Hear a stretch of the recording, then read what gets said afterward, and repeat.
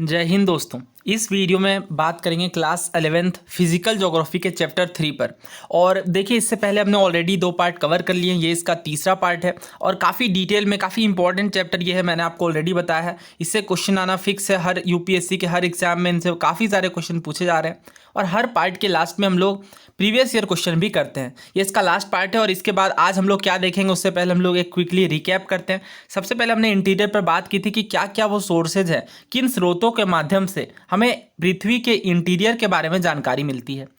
तो सबसे पहले हमने बात की कि जैसा कि अर्थ का रेडियस बहुत 6370 किलोमीटर का है, बट इसके अंदर इतने बियॉन्ड में जाना बिल्कुल भी पॉसिबल नहीं है, इसलिए हम लोग डायरेक्ट सोर्सेज का कुछ यूज करते हैं। इसके बाद कुछ इनडायरेक्ट सोर्सेज के माध्यम से हम लोग अर्थ के इंटीरियर के बारे में समझते हैं। इसके बाद हमने अर्थक्वेक पर बहुत डिटेल में बात की, क्योंकि अर्थक्वेक काफ़ी इंपॉर्टेंट टॉपिक है और काफ़ी सारे प्रीवियस ईयर क्वेश्चन हमने कवर किए और आज भी बहुत सारे क्वेश्चन हैं जो रिलेट करके पूछे गए हैं। अर्थक्वेक पर हमने बात की, अर्थक्वेक के वेव्स को डिटेल से समझा। लास्ट के पार्ट को जरूर आप कवर कर लीजिए। इसके बाद इस पार्ट 3 में समझिए और इससे काफ़ी सारे क्वेश्चन आए हैं। पी वेव क्या होती है, सेकेंडरी वेव क्या होती है, सिस्मोग्राफ क्या होता है, इन चीज़ों पर हमने काफ़ी डिटेल से बात की। अर्थक्वेक को मेजर करने के लिए रिक्टर स्केल और मर्केली स्केल का इस्तेमाल करते हैं। इन दोनों के बीच को फ़र्क को भी समझा और इसके बाद हमने बात की कि अर्थक्वेक के इफेक्ट के कारण सुनामी भी जनरेट होती है, जो कि अर्थक्वेक के कारण देखने को मिलती है। इसके बाद आज हम लोगों को बात करना स्ट्रक्चर ऑफ अर्थ के ऊपर। दोस्तों, अगर मोटे शब्दों में बात की जाए अर्थ के इंटीरियर की, तो सबसे ऊपरी वाली जो परत है वो क्रस्ट देखने को मिलेगी। एग्जाम्पल से अगर मैं बात करूं तो एप्पल का जो छिलका होता है बिल्कुल उतना ही पतला यहाँ पे क्रस्ट देखने को मिलेगा अगर आप इस पूरी अर्थ के इंटीरियर को कंपेयर करोगे तो। ठीक है, तो और इनफैक्ट अगर आप देखें तो केवल 1% मास, अर्थ के 1% मास को ये कवर करता है, तो आप समझ सकते हैं क्रस्ट को। लेकिन अगेन ये क्रस्ट हमारे लिए बहुत ज़्यादा इंपॉर्टेंट है, क्योंकि अर्थ की जितनी भी हम लोग एक्टिविटीज़ ह्यूमंस करते हैं और बाकी जितनी भी चीज़ें हैं वो मोस्टली क्रस्ट के अंदर ही होती हैं। इसके बाद अगर आप देखें तो एस्थीनोस्फीयर देखने को मिलेगा, यानी बेसिकली क्रस्ट है। फिर उसके बाद मेंटल देखने को मिलेगा, ये वाला पूरा पोर्सन, और ये पूरा कोर है। अब कोर में भी फर्दर क्लासिफिकेशन है, of course outer core, inner core, but अभी उस पर हम लोग नहीं जाएंगे। अभी बस आपको ये समझना है कि 3 पार्ट है। अभी हम लोग एक एक करके सारी चीज़ें डिकोड करेंगे। तो ये चीज़ यहाँ से आप देख सकते हैं कि बिल्कुल ये पतली वाली जो चीज़ आपको दिखाई दे रही है वो क्रस्ट है, जो कि आउटर मोस्ट लेयर होती है अर्थ की। तो जैसा कि हमने देखा यहाँ पे क्रस्ट क्या होती है, आउटर मोस्ट सॉलिड पार्ट होती है अर्थ की, और ये नेचर में ब्रिटल होती है। ब्रिटल का मतलब आपको पता है। और जो थिकनेस होती है क्रस्ट की, ये वेरी करती है ओसेनिक और कॉन्टिनेंटल क्रस्ट के बीच। इसका क्या मतलब है, देखिए पहले तो आपको ये समझना है कि ओसेनिक क्रस्ट यानी ओशन के ऊपर वाली क्रस्ट थीनर होती है कॉन्टिनेंटल क्रस्ट के मुकाबले। इसका मतलब ये है कि ओसेनिक क्रस्ट जो है वो लगभग 5 किलोमीटर देखने को मिलती है, जबकि कॉन्टिनेंटल क्रस्ट 30 किलोमीटर तक। ये मीन थिकनेस की बात की जा रही है। मीन थिकनेस का मतलब एवरेज निकाल दी गई है थिकनेस की। डेफिनेटली कुछ जगहों में वेरी करेगी, जैसे अगर आप माउंटेन्स के अंदर बात करें तो माउंटेन जैसे हमारे हिमालयन रीजन में 70 किलोमीटर तक थिक देखने को मिलेगी क्रस्ट। तो इसका मतलब ये नहीं कि हर जगह पे 70 किलोमीटर रहेगी। इसलिए हमने जब मीन निकाला तो ये मीन 30 किलोमीटर के अप्रोक्स निकल करके आया। लेकिन अगर आप ओशन के अंदर देखें तो ये केवल 5 किलोमीटर है। तो आप देख सकते हैं बहुत ज़्यादा वेरी कर रही है। तो इसलिए आपको हमेशा ध्यान रखना है कि ओशनिक क्रस्ट पतली होती है कॉन्टिनेंटल क्रस्ट के मुकाबले। तो इस इमेज में आप देख सकते हैं कि ये कॉन्टिनेंटल क्रस्ट है और ये ओशनिक क्रस्ट है। बहुत नाम से ऑब्वियस है, ओशनिक क्रस्ट ओशन के अंदर वाली रहेगी और कॉन्टिनेंटल क्रस्ट डेफिनेटली कॉन्टिनेंट्स के अंदर वाली रहेगी। तो अगर आप देखें ओशनिक क्रस्ट को तो ये बहुत ज़्यादा डेंस देखने को मिलेगी, राइट। और यही अगर आप देखें यही रीज़न है कि ओशनिक क्रस्ट बहुत पतली होती है कॉन्टिनेंटल क्रस्ट के मुकाबले। केवल इनकी अगर आप बात करें मीन डेप्थ की, मीन थिकनेस की, तो केवल 5 किलोमीटर निकल करके आएगी, लेकिन कॉन्टिनेंटल क्रस्ट की 30 किलोमीटर्स निकल करके आएगी। ठीक है, और ये बहुत ज़्यादा ओशनिक क्रस्ट की हमने बात की वेरी डेंस है। लेकिन अगर आप कॉन्टिनेंटल क्रस्ट से कंपेयर करें तो कॉन्टिनेंटल क्रस्ट कम डेंस देखने को मिलेगी और ये बेसाल्ट की होती है मोस्टली और ये ग्रेनाइट की, राइट। और ये जैसा कि मैंने बात की लार्ज लैंड मासेज को कंटेन करेगी कॉन्टिनेंटल क्रस्ट, लेकिन ओशनिक क्रस्ट ओशन के नीचे वाली सतह कहलाएगी। तो ये बात तो बहुत सिंपल और ऑब्वियस है कि ओशनिक क्रस्ट पतली होगी, लेकिन ये कभी कभी पूछ लिया आता है, तो ये आपको ध्यान रखना है कि 5 किलोमीटर और 30 किलोमीटर की बात की जा रही है। और कॉन्टिनेंटल क्रस्ट जैसा कि मैंने बताया माउंटेन सिस्टम के अंदर ज़्यादा थिकर देखने को मिलेगी। और यहाँ पे अगर आप देखें it is made up of heavier rock having density of 3 ग्राम पर सेंटीमीटर क्यूब और this type of rock found in the oceanic crust is basalt. तो ये बातें तो मैंने अभी आपको बता ही दी कि यहाँ पे बेसाल्ट देखने को मिलेगा ओशनिक क्रस्ट के नीचे जनरली। और यहाँ पे अगर आप मीन डेंसिटी देखें ओशनिक क्रस्ट की तो अगेन कम देखने को मिलेगी। और जैसा कि मैंने बताया कि डेंसिटी कम होगी और यहाँ पे डेंसिटी इनके मुकाबले ओशनिक क्रस्ट के मुकाबले कॉन्टिनेंटल क्रस्ट में ज़्यादा डेंसिटी देखने को मिलेगी। और ये भी अगेन आपके लिए समझना बहुत आसान है, क्योंकि डेंसिटी का मतलब आप मोटे शब्दों में कहें तो भारीपन से है। अब बात करते हैं मेंटल की। तो जैसा कि मैंने बताया, पहले क्रस्ट आएगी, फिर मेंटल आएगी, फिर कोर आएगी, राइट। तो यहाँ पे जो मेंटल वाला पोर्शन है वो क्रस्ट के नीचे वाला पोर्शन होगा, और जो मेंटल है वो मोहो डिसकंटिन्यूटी से लेकर 2900 किलोमीटर डेप्थ तक एक्सटेंड करेगी। और ये मोहो डिसकंटिन्यूटी क्या अभी हम लोग देखेंगे। और जो सबसे ऊपर वाला पोर्शन है मेंटल का वो कहलाएगा एस्थीनोस्फीयर। ये चीज़ें पिक्चर से काफ़ी अच्छे से क्लियर हो जाएंगी, बस अभी फिलहाल आप देख लीजिए इसे। तो एस्थीनो का मतलब वीक होता है, और 400 किलोमीटर तक ये एक्सटेंड करेगी। और ये मेन सोर्स ऑफ मेग्मा है, क्योंकि मेग्मा अगर आप देखें तो मेग्मा को यहीं से सोर्स मिलता है निकलने का, मेग्मा जो कि वॉल्केनो पर अभी हम लोग बात करने वाले हैं। और डेफिनेटली इसकी डेंसिटी हाई होगी, क्योंकि मैंने आपको पहले ही समझा दिया कि अर्थ के इंटीरियर में कुछ जब डेंसिटी नीचे आप जाएंगे तो डेंसिटी बढ़ती जाएगी, और ऊपर में डेंसिटी कम देखने को मिलेगी, प्रेशर भी बढ़ती जाएगी और हॉटनेस भी बढ़ती जाएगी, राइट। तो यहाँ पे अगर आप देखें डेंसिटी जो ज़्यादा होती है, हायर होती है, और जो क्रस्ट और अपर मोस्ट पार्ट होता है मेंटल का वो लिथोस्फीयर कहलाता है, ठीक है। और थिकनेस रेंज करती है 10 to 200 किलोमीटर तक, और लोअर मेंटल एस्थीनोस्फीयर तक एक्सटेंड करती है, और ये सॉलिड स्टेट में देखने को मिलती है। ये आपको ध्यान रखना है, सॉलिड स्टेट में देखने को मिलती है मेंटल।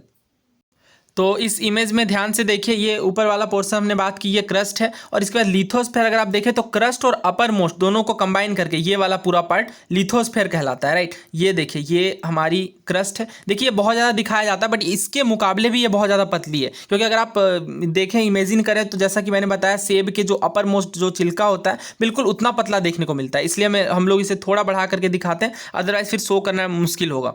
तो ये वाला पोर्शन और ये पूरा जो कि अपर मोस्ट मेंटल है, राइट। मेंटल में भी कैटेगरीज है, जो अपर वाला जो मेंटल है और ये जो क्रस्ट है, इन दोनों को कंबाइन करके लिथोस्फीयर कहा जाता है। और एस्थीनोस्फीयर तो मैंने बता ही दिया, जो अपर वाला पोर्शन है मेंटल का वो एस्थीनोस्फीयर कहलाता है।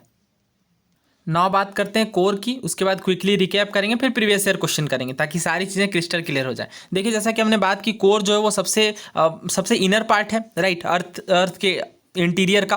और जैसा कि हमने बात की थी स्टार्टिंग में ही कल के लेक्चर में, कि जो अर्थक्वेक की वेव्स होती हैं वो हमें अंडरस्टैंड करने में मदद करती है कि अर्थ का कोर कैसा होगा। क्यों? क्योंकि हमने देखा था जब हम बात कर रहे थे शैडो जोन की, तो अर्थक्वेक के वेव उन जगहों तक नहीं पहुंच पाते, क्योंकि डेंसिटी काफ़ी ज़्यादा देखने को मिलती है। तो इस तरीके से हम लोग अंदाजा लगा लेते हैं कि जो सबसे, अगर आप देखें कोर का interior part, it is made up of very heavy material mostly constituted by निकल एंड आयरन। तो निकल और आयरन जो कि बहुत हैवी मटेरियल है, उससे कोर बना होता है। और इसे समटाइम नीफे लेयर, ये वर्ड को मर्ज करके बनाया जाता है, निकेल एंड फेरस का मतलब आयरन, राइट। तो इस तरह से नीफे लेयर ये बनती है, और ये बहुत ज़्यादा हैवी मटेरियल होता है। और जैसा कि मैंने स्टार्टिंग में ही बता दी कि डेंसिटी इसकी कम होगी, वो ऊपर रहेगी, ज़्यादा डेंसिटी वाली चीज़ें यानी ज़्यादा हैवी चीज़ें नीचे बैठ जाएंगी, राइट। तो यही हुआ है। इसके पीछे का रीज़न भी बहुत सिंपल है, आप कंप्लीटली इसे समझ सकते हैं कि ऊपर वाले जो लेयर्स होंगी उसकी डेंसिटी कम, और जो सबसे इनर कोर है उसकी डेंसिटी यानी उसमें हैवीनेस सबसे ज़्यादा देखने को मिलेगा। और यही रीज़न है कि जो कोर है वो हैवी मटेरियल्स का बना होता है, राइट। और आउटर कोर देखिए लिक्विड में होता है, और इनर कोर जो है वो सॉलिड में होता है। इसे भी अगेन आप समझ सकते हैं। तो यहाँ पे बहुत ज़्यादा अगेन जैसा कि मैंने बात की, डेंसिटी बहुत ज़्यादा है, और इस तरह से ये काफ़ी लिक्विड देखने को मिलता है आउटर वाला, और इनर कोर जो है वो सॉलिड स्टेट में देखने को मिलता है। दोस्तों ना अब बात करते हैं अर्थ के इंटीरियर के डिसकंटिन्यूटीज़ के ऊपर। देखिए, डिसकंटिन्यूटी वो पोजीशन है जो कि मतलब एक लेयर से दूसरे लेयर में जाने के दौरान जो डिसकंटिन्यूटी देखने को मिलती है वही अर्थ की डिसकंटिन्यूटी है, राइट। तो आप इसे कैसे याद रखेंगे? देखिए, इसमें बड़ा कन्फ्यूजन आता है, तो इसके लिए निमोनिक है मैं, राम, गाइड, लक्ष्मण। बहुत सिंपल है, बस आपको एक बार बोलना, ये आपको याद रह जाएगा। अब आप इसे समझेंगे कैसे? तो देखिए, हमें पता है कि क्रस्ट में और मेंटल में सबका हमने क्लासिफिकेशन कर दिया ऊपर और इनर बोल के, या आउटर और इनर बोल के, राइट। तो क्रस्ट में अगर आप देखें तो क्रस्ट में भी अगेन अपर और लोअर क्रस्ट है, तो इसका इस कंटिन्यूटी का नाम है कॉनरोड डिसकंटिन्यूटी।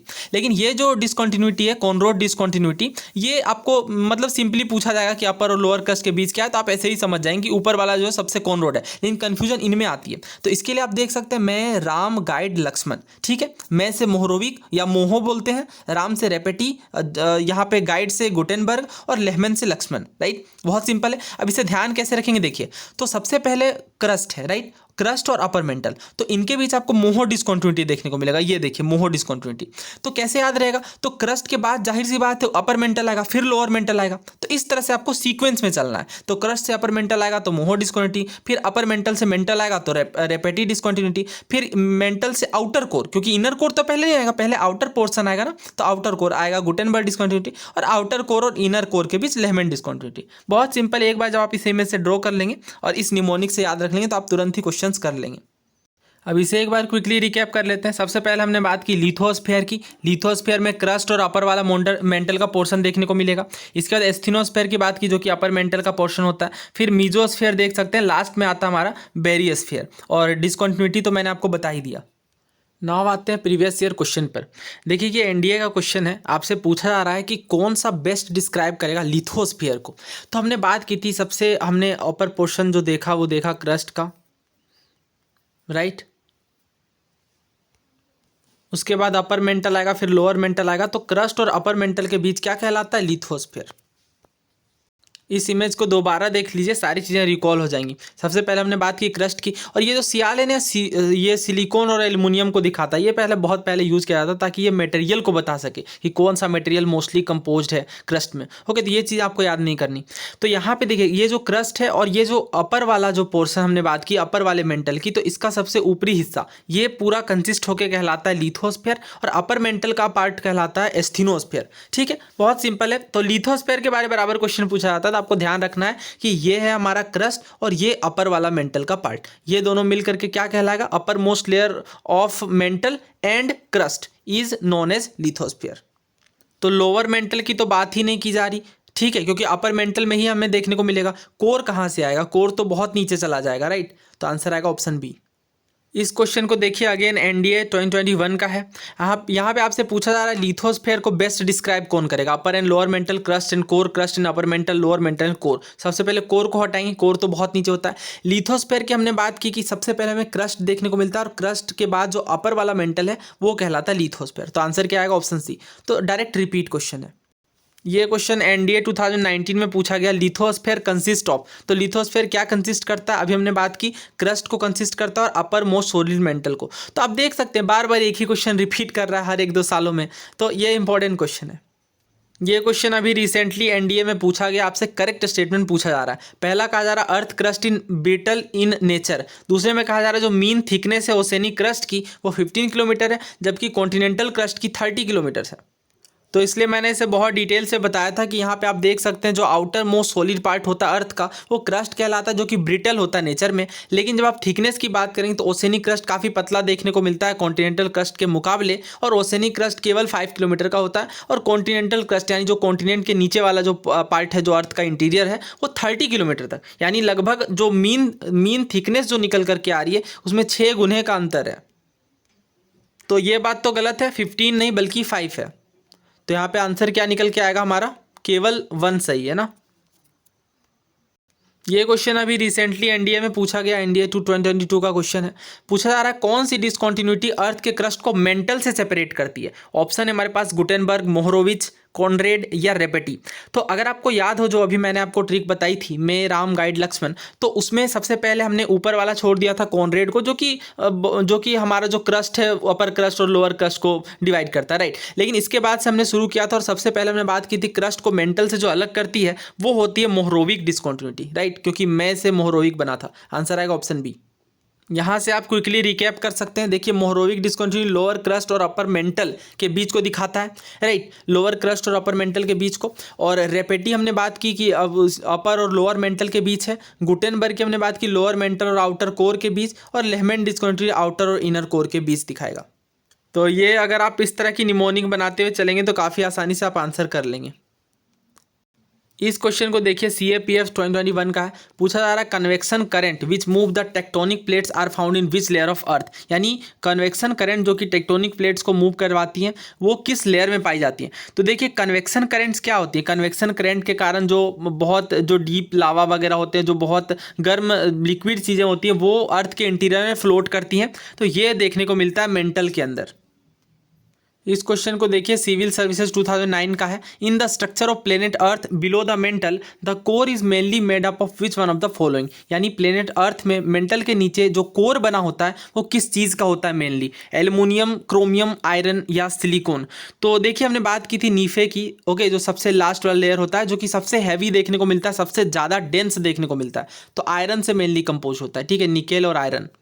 तो इसका आंसर क्या आएगा? Option C. अब ये सिविल सर्विसेज का क्वेश्चन है। इस क्वेश्चन को देखिए, ये CAPF 2012 का है। नॉट करेक्ट स्टेटमेंट आपसे पूछा जा रहा है। पहले में कहा जा रहा है the planet of separation between the crust and mantle is known as Mohorovicic discontinuity. दूसरे में कहा जा रहा है the mantle contains more than 2/3 of the total material mass of the earth. तीसरे में कहा जा रहा है mantle is composed of the heaviest materials of the earth. और चौथे में कहा जा रहा है जो इनर कोर अर्थ की होती है वो सॉलिड स्टेट में देखने को मिलती है। तो देखिए हमने इस पर बात भी की है, जो the plane of separation between the crust and mantle. तो अभी हमने इसकी बात की कि मोहरोविच डिसकंटिन्यूटी देखने को मिलता है क्रस्ट और मेंटल के बीच, अपर वाले मेंटल और लोअर क्रस्ट के बीच, राइट। और दूसरे में हमने बात की mental contains more than 2/3 of total material. हाँ देखिए ये बात बिल्कुल सही है, सबसे ज़्यादा पोर्शन मेंटल का ही देखने को मिलता है जब बात आती है क्रस्ट, मेंटल और कोर की। क्रस्ट तो बहुत पतला होता है, केवल 1% कवर करता है, और कोर के मुकाबले मेंटल काफ़ी ज़्यादा जगह लेता है, ठीक है, क्रस्ट, मेंटल, कोर में से। और तीसरे में कहा जा रहा है mantle is compose of heaviest material. जी ये भी नहीं, ये बात बिल्कुल गलत है। देखिए अभी हमने हैवीएस्ट मटेरियल की बात की, आयरन हो गई, निकेल हो गई, तो ये हमें कोर में देखने को मिलती है। और इसका रीज़न भी मैंने आपको बताया कि कोर सबसे अंदर वाली इंटीरियर है। और जब भी हमने, बहुत सिंपल सा ये कॉन्सेप्ट है साइंस का, कि जो भी चीज़ें ज़्यादा डेंसर हैं वो तो नीचे जा करके बैठेंगी, राइट। तो ये इसके पीछे का रीज़न है कि हैवीएस्ट मटेरियल मेंटल में नहीं बल्कि कोर में देखने को मिलते हैं, ठीक है। और इससे पहले हमने सवाल भी किया आयरन वाला, तो ये तो यहाँ पे गलत है। और इनर कोर सॉलिड स्टेट में, हाँ ये बात सही है, इनर कोर सॉलिड स्टेट में, और आउटर कोर की हमने बात की थी लिक्विड स्टेट में देखने को मिलती है। तो सारा कुछ सही है, हमसे नॉट करेक्ट पूछा गया था, तो हमारा आंसर निकल करके आएगा यहाँ पे option C, because not mantle बल्कि core is compose of heaviest materials. तो ये आप एक बार क्विकली रिकैप कर सकते हैं कि जो आउटर कोर है वो लिक्विड स्टेट में और इनर कोर सॉलिड स्टेट में देखने को मिलती है, और जो कोर है वो बहुत हैवी मटेरियल से बना होता है, मोस्टली निकेल और आयरन का, और इसलिए इसे नीफे लेयर भी कहते हैं। तो दोस्तों इस वीडियो में इतना ही रखते हैं, नेक्स्ट पार्ट में कवर करेंगे हम लोग वोल्केनोज को।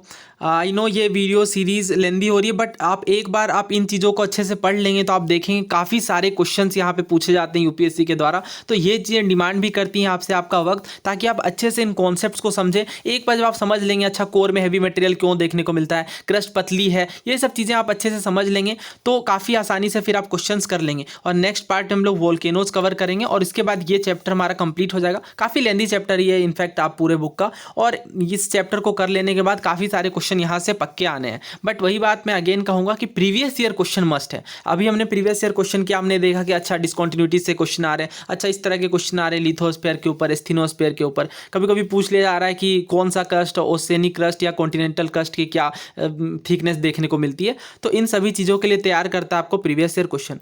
तो उम्मीद है आपको इस वीडियो सीरीज से फ़ायदा मिल रहा होगा, और आप अपने विचार अथवा राय कॉमेंट बॉक्स में लिख सकते हैं। और इसी तरह से हम लोग पॉलिटी में भी कर रहे हैं, लक्ष्मीकांत बुक को अच्छे से कवर करने के बाद यूपीएससी के द्वारा जितने भी सवाल पूछे गए हैं वो सब कुछ कर लेने के बाद आप फुल कॉन्फिडेंट हो जाएंगे। धन्यवाद।